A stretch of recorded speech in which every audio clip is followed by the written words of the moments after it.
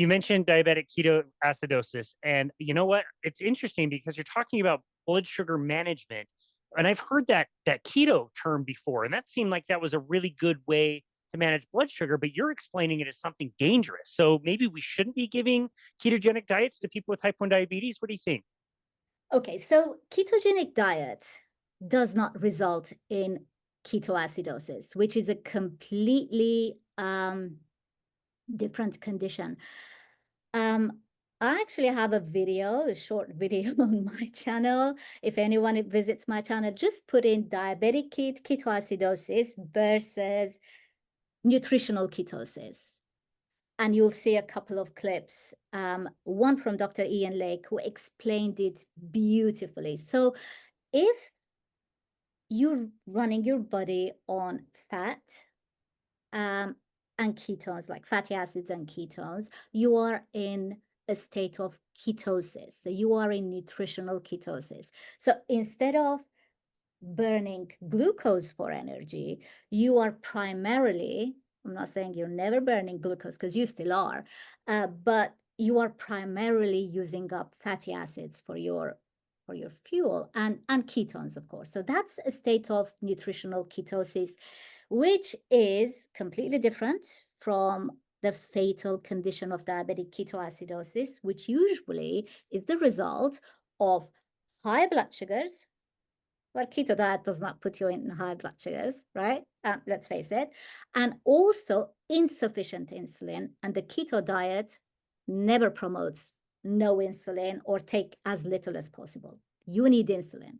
You need a good baseline of insulin, regardless of whatever your diet is. So to be in a diabetic ketoacidosis state, you need to, most people will have high blood sugars and insufficient insulin or no insulin on board.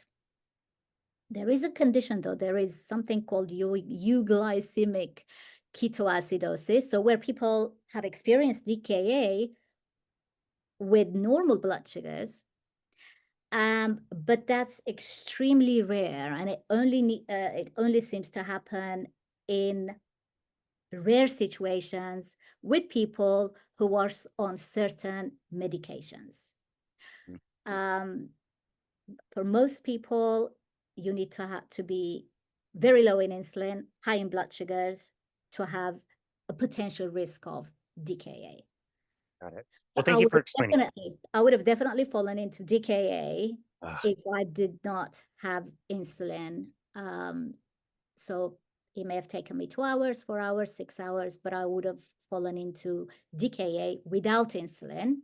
My blood sugars would have been high, and that's your DKA. Well, keto diet does not cause DKA because the keto diet still promotes insulin use. I mean, no one on a keto diet says, don't take your insulin.